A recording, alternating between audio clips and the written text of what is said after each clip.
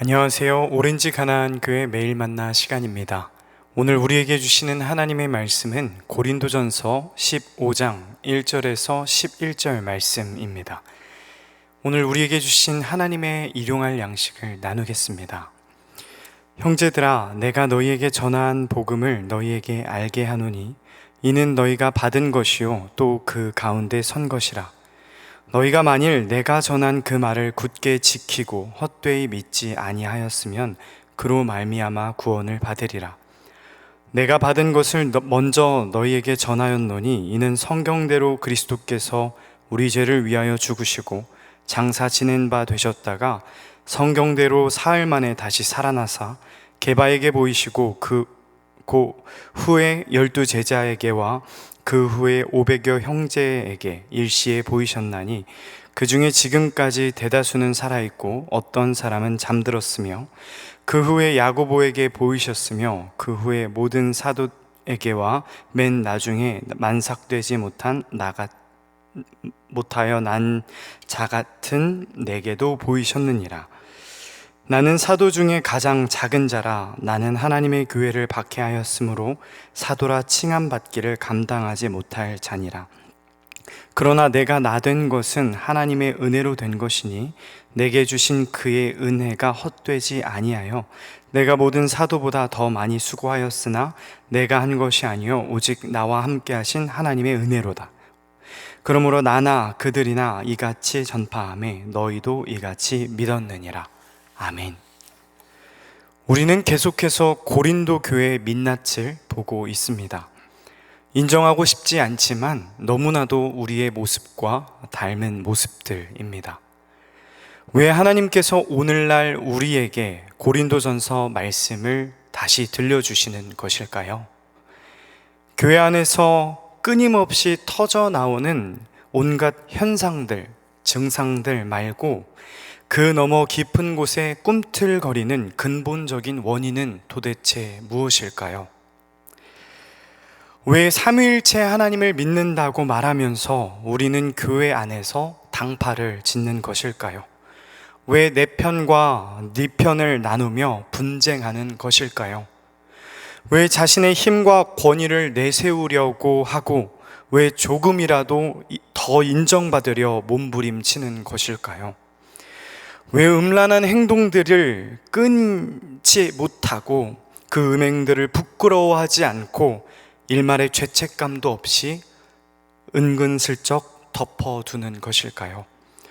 왜 가난한 자와 함께 식탁에 앉지 않고 그들을 배고픔과 소외 속에 방치하는 것일까요? 왜 빈부와 귀천을 나누어 법과 힘을 가지고 연약한 사람을 짓누르려 하는 것일까요? 하나님을 섬긴다고 말하면서 왜 돈을 동시에 섬기고 사람을 동시에 숭배하며 온갖 수많은 우상들을 섬기는 것일까요? 내게 주신 은사를 과시하면서 자리를 과시하면서 왜 급을 나누고 누군가를 차별하는 행동을 멈추지 않는 것일까요? 도대체 왜 그러는 것일까요? 내가 하는 말과 행동과 삶이 잘못되었다는 것, 잘못된 방향으로 가고 있다는 것조차 인지하지 못하는 진짜 이유가 무엇일까요? 사실 이러한 처절한 질문이 없이 고린도전서를 읽는다면 수박을 깨서 달고 시원한 속을 먹는 것이 아니라 겉면만 혀로 할짝할짝 핥아 먹는 것과 같습니다. 질문은 자동차의 브레이크와 같습니다. 길을 헤매고 있다면 잠시 멈췄다 생각을 하든 옆 사람과 대화를 나누든 내비게이션을 다시 맞추든 해야 합니다. 멈추지 않고 그대로 맹목적으로 가기만 한다면 점점 목적지에서 멀어질 수밖에 없습니다. 하나님의 말씀, 하나님의 거울이 비추고 있는 고린도 교회의 모습을 통해 우리가 자문하지 않고 자성하지 않는다면, 질문하지 않는다면 우리는 사도 바울의 말 안에 담긴 하나님의 말씀을 읽어낼 수 없습니다. 사랑하는 여러분, 고린도 교회뿐만 아니라 죽음을 향해 내달리는 교회들에게 하나님의 말씀은 괜찮아, 그럴 수도 있지. 괜찮아. 그대로 살아. 우리가 죄인이라서 그래. 하나님 다 용서하셔. 라고 말하고 있나요? 아니요. 고린도전서 1장부터 지금까지 단 한 번도 그런 말씀은 하시지 않았습니다. 하나님의 말씀은 죄악된 모습을 빠짐없이 폭로하십니다. 적나라하게 드러내시면서 우리의 추악한 현실을 직면하게 하십니다. 하나님의 말씀은 죄를 덮지 않으십니다. 죄를 뭉개지 않으십니다. 정확하게 그리고 정밀하게 죄의 급소를 짚어내십니다. 때로는 아프게, 때로는 쓰라릴 정도로 우리의 죄를 낱낱이 고발하십니다. 교만이다. 하나님의 자리에 인간이 올라가 있는 그것은 교만이다. 하나님이 주인 되어야 할 교회에 인간이 주인 되어 있는 것, 그것은 교만이다. 하나님이 왕 되셔야 할 삶에 인간이 왕 노릇하는 그것은 교만이다. 결국 교만은 패망을 낳을 것이고 너희를 파멸로 이끌 것이다. 죄라는 암석에 부딪힌 너희들은 결국 침몰할 것이다. 우리를 너무나도 사랑하시는 하나님은 철저하게 우리를 회개의 자리로 인도하십니다. 처절하게 회개하게 하시고 다시 우리를 살리십니다. 그 후에 우리를 회복시키십니다. 다시 올바른 방향을 제시하시며 생명의 길로, 진리의 길로 우리를 걸어가게 하십니다.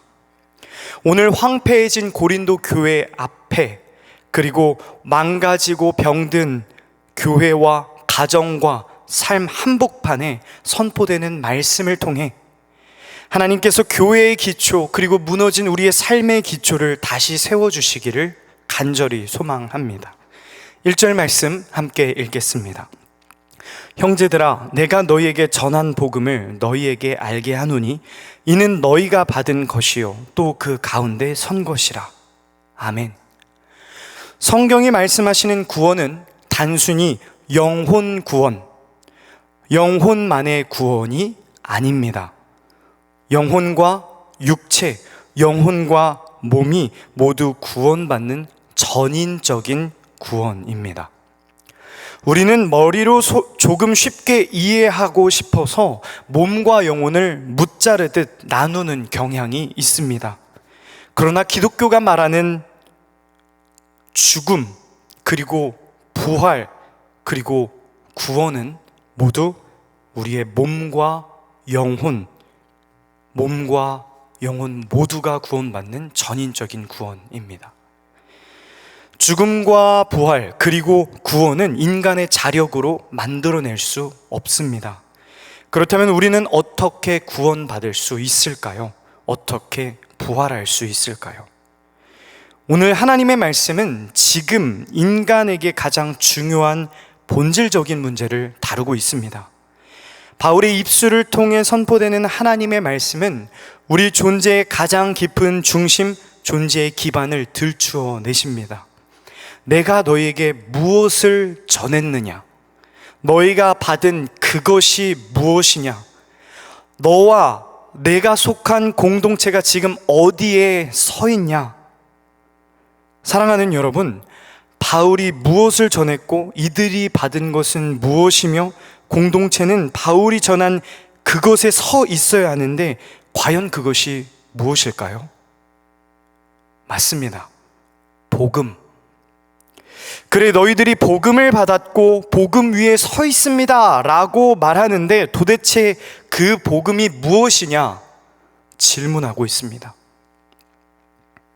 사랑하는 여러분, 예수 천당, 불신 지옥, 예수 믿지 않으면 지옥에 가고 예수를 믿으면 천국에 가는 것, 그것이 복음의 전부인가요? 내세를 보장받는 것이 기독교의 복음의 전부라면 이슬람교에 잔나가 있고, 불교에는 열반과 극락이 있고, 도교에는 신선이 있고, 힌두교에는 모크샤가 있는데 타종교들도 내세를 보장해 준다고 소리치는데 과연 기독교는 그들과 무슨 차이가 있습니까? 그들도 내세를 말하는데 왜 하필 기독교여야만 합니까? 복음은 과연 무엇인가를 묻는 말씀 앞에 하나님은 조금 더 진지하고 무거운 질문을 던지십니다. 2절 말씀 함께 읽겠습니다. 너희가 만일 내가 전한 그 말을 굳게 지키고 헛되이 믿지 아니하였으면 그로 말미암아 구원을 받으리라. 아멘. 헬라어 원문의 뉘앙스를 살려 다시 읽어드리면 이렇습니다. 만일 너희가 현재 복음을 아주 굳게 붙잡고 있다면 구원을 받겠지만 너희가 목적도 없이 대책도 없이 무작정 알맹이 없는 복음이 아닌 복음 비스무리한 것을 믿고 있다면 너희는 지금 완전히 헛된 것을 믿고 있는 것이다. 오늘 하나님의 말씀은 여러분이 몇 년도부터 교회를 다녔는지, 몇 대째 교회 생활을 하고 있는지 관심이 없습니다. 장로인지 권사인지 집사인지 여러분의 직분이 무엇인지 눈길조차 주고 있지 않습니다. 오직 이것만 물으십니다. 내가 믿는다고 말하는, 내가 지금 손에 굳게 붙잡고 있는 그 복음이 과연 무엇이냐? 내 존재의 중심에 굳게 세워진 그것이 무엇이냐? 너로 생각하게 하고 말하게 하고 행동하게 하고 관계를 맺게 만들고 있는 그것이 무엇이냐? 너의 존재, 너의 정체성, 교회의 뿌리라고 큰 소리치고 있는 그 복음, 그 복음의 본질이 도대체 무엇이냐? 혹시 너희는 복음 비스무리한 것을 믿고 있는 것은 아니냐? 사랑하는 여러분, 여러분이 죽고 사는 문제, 구원을 받느냐 받지 못하느냐, 그 엄중한 갈림길 사이에서 오늘 말씀은 가장 본질적인 질문을 던지십니다. 여러분이 믿는다고 말하는 그 복음 도대체 무엇입니까? 3절과 4절 말씀 함께 읽겠습니다. 내가 받은 것을 먼저 너희에게 전하였노니 이는 성경대로 그리스도께서 우리 죄를 위하여 죽으시고 장사 지낸 바 되셨다가 성경대로 사흘 만에 다시 살아나사. 아멘. 복음은 예수께서 우리 죄를 위해 죽으시고 성경대로 죽으시고 무덤에 묻히셨다가 3일 만에 다시 성경대로 살아나신 것. 예수 그리스도께서 우리 죄를 위해 죽으시고 무덤에 묻히셨다가 성경대로 3일 만에 다시 살아나신 것입니다. 이것이 복음입니다. 우리는 이 말씀을 들어도 이제는 시큰둥합니다. 일회용품처럼 너무나도 쉽게 소비해 버려서 소비해 왔어서 이 위대한 선포에 아무런 감동도 없습니다. 그러나 바울이 이 말씀을 전했을 때, 이 편지를 읽었을 때 고린도 교회 성도들은 일제히 눈시울이 붉어졌을 것입니다. 왜냐하면 이 말씀은 예수님께서 십자가에 못 박히신 지 2, 3년 후에 1세기 성도들이 예배 때마다 눈물로 부르던 신앙 고백 찬송이었기 때문이었습니다.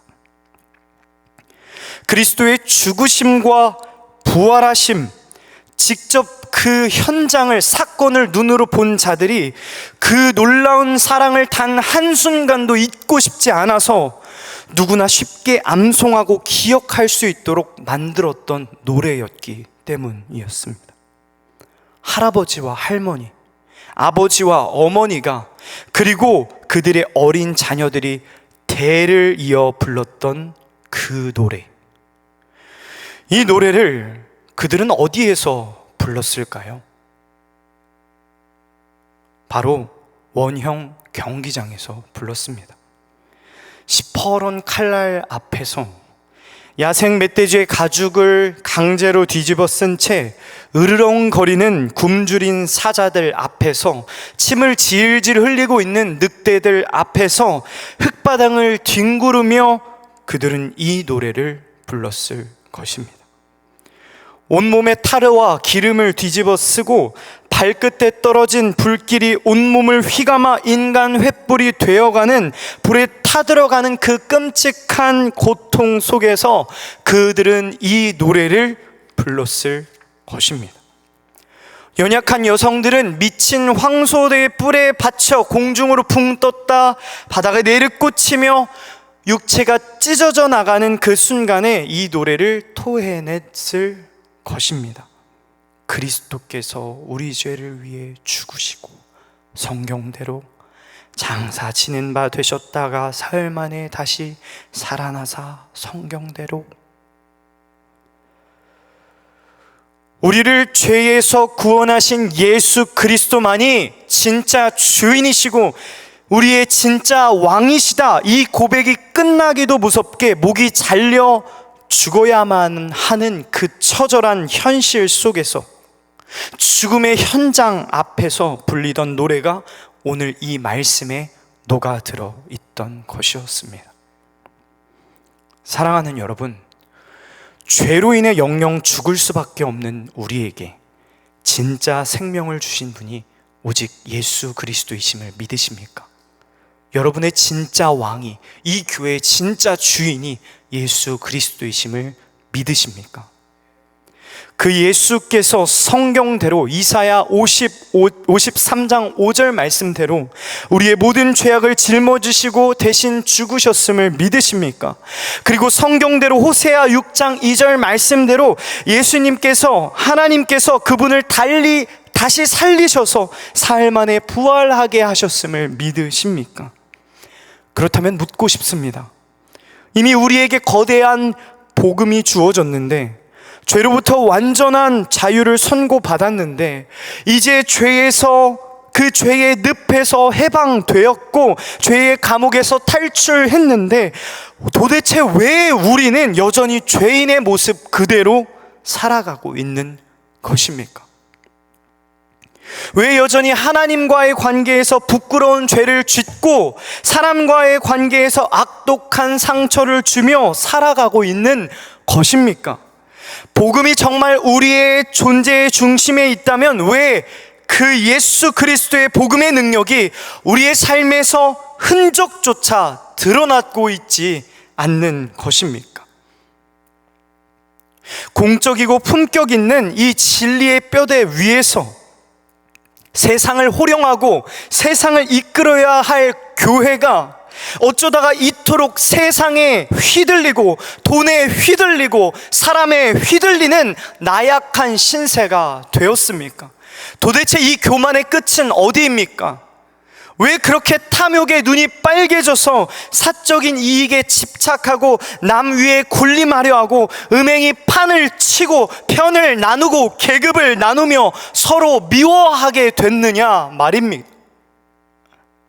우리가 이렇게 된 이유는 몸의 부활을 믿지 않았기 때문입니다.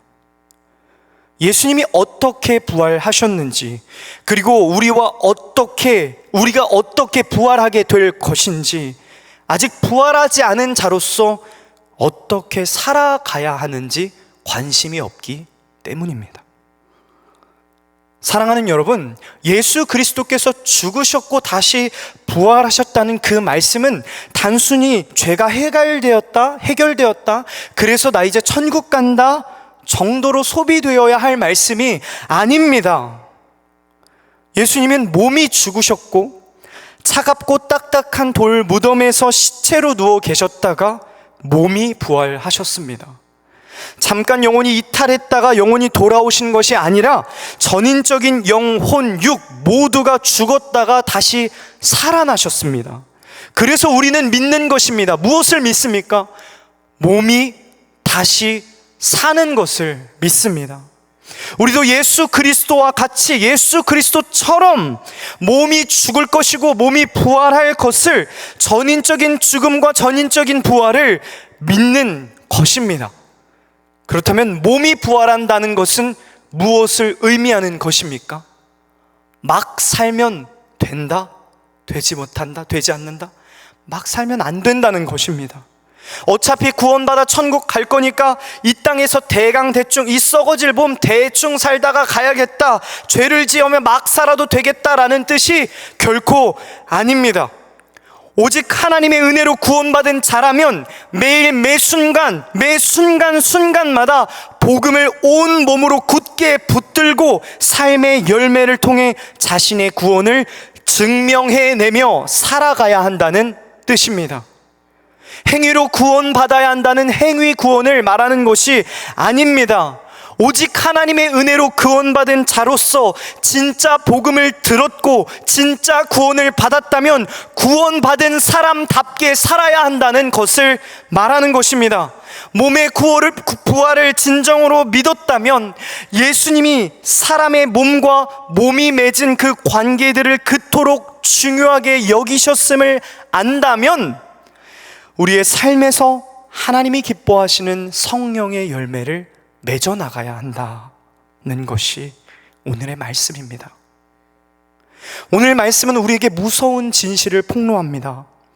예수를 믿는 척 했으나, 교회를 오래 다녔으나, 직분이 있으나 부활의 소망도 없이 내 삶의 모든 영역을 죄악의 통째로 넘겨준 채 여전히 더러운 행동만을 반복하며 살아가고 있다면 그것은 구원을 받았다가 잃어버린 것이 아니라 애초에 구원받지 못한 가짜 믿음이었다는 사실을 고발합니다.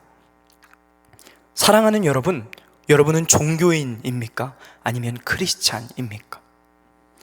종교인은 신을 이용하려고 하고 소유하려고 하고 자신만의 사적인 유익을 위해 사유하려고 합니다. 하지만 크리스찬은 구원받은 존재로 살아갑니다. 그들은 삶으로 구원을 살아내려는 몸부림이 있습니다. 열매 맺으며 성숙하며 변화되어 살아갑니다. 하나님이 주신 그 구원을 온 몸과 마음으로, 영혼과 육체로, 즉 전인으로, 일상의 말과 행동으로, 도덕과 윤리로 더 청렴하고 더 옳고 더 바르게 세워가려고 최선을 다해 살아갑니다. 코람데오, 하나님 앞에서 예수 그리스도를 따라 내 삶을 더 섬세하게, 더 깨끗하게, 더 맑고 순수하게, 그리고 더 진중하고 진정성 있게 살아가려고 삶의 온 정성을 들여 살아가는, 하나님 앞에 살아가는 진짜 존재들, 진짜 사람들입니다. 나무는 그 나무에 합당한 열매를 맺게 되어 있습니다. 하나님은 복음을 안다고 말하고 있는 우리의 삶을 보십니다. 그 삶을 통해 흘러나오는 열매를 보십니다. 여러분은 지금 여러분의 인생에서 어떠한 열매를 맺고 계십니까? 말씀을 맺겠습니다. 오늘 말씀은 우리 심장에 본질적인 질문을 던지십니다. 당신의 중심에는 지금 무엇이 있는가? 그 중심에 복음이 있다고 말한다면 당신이 말하는 그 복음은 대체 무엇인가? 설교 서론에서 타 종교의 내세와 기독교의 내세의 차이가 무엇이냐 물었습니다. 기독교에는 부활이 있습니다. 우리는 예수 그리스도처럼 죽을 것이고 다시 부활할 것입니다. 몸의 부활을 할 것입니다. 몸이 다시 살아날 것입니다. 이 복음, 우리 죄를 위해 예수 그리스도께서 십자가에서 죽고 부활하셨다는 이 몸의 부활을 믿고 살아가는 자들로서 우리는 오늘 우리의 삶에서 하나님이 기뻐하시는 성령의 열매를 맺어야 할 줄 믿습니다. 사랑하는 하나님의 나라 백성 여러분, 회개하라, 천국이 가까이 왔느니라 말씀하시는 그 예수님의 음성 앞에 정직하게 서는 이 아침이 되기를 소망합니다. 이미 임했으나 아직 임하지 않은, 아직 완성되지 않은 하나님의 나라, 그 팽팽한 긴장의 한 복판 속에서 모든 역사를 완성하실 하나님의 불꽃 같은 시선을 의식하며 살아가는 우리가 되길 소망합니다. 장차 알곡과 가라지를, 양과 염소를 자로 잰 듯 확실하게 구분하실 그 그 엄중한 심판의 시선을 기억하며 오늘을 살아냅시다. 우리의 추악한 삶을 샅샅이 비추시는 그 복음의 빛 아래에서 우리에게 주어지는 그 거룩한 긴장감을 단 한순간도 버리지 않고 묵묵히 삶의 열매를 맺어가는 우리 모두가 되기를 간절히 소망합니다. 수술 없는 치료는 없습니다. 징계 없는 치유도 없습니다. 죽음 없는 부활은 결단코 없습니다. 이 두렵고 떨리는 하나님의 거룩하심 뒤에 찾아오는 저 찬란하고 눈부신 하나님의 사랑에 감격하는 복된 삶이 되시길 주님의 이름으로 기도합니다. 소망합니다. 기도하겠습니다. 거룩하시고 자비로우신 하나님, 오늘 생생하게 울려 퍼진 그 복음 앞에 우리가 섭니다. 다시 우리의 믿음의 기초를 점검합니다. 우리의 모든 죄를 대신 짊어지시고 죽으시고 부활하신 예수 그리스도로 우리 교회의 중심을 바로 세웁니다. 다시 몸의 부활을 기억하며 하나님 앞에서 그 복음을, 하나님 주신 구원을 삶으로 살아내는 성령의 열매 맺는 모든 오렌지 가나안 장로교회 성도님들이 되게 하여 주시옵소서.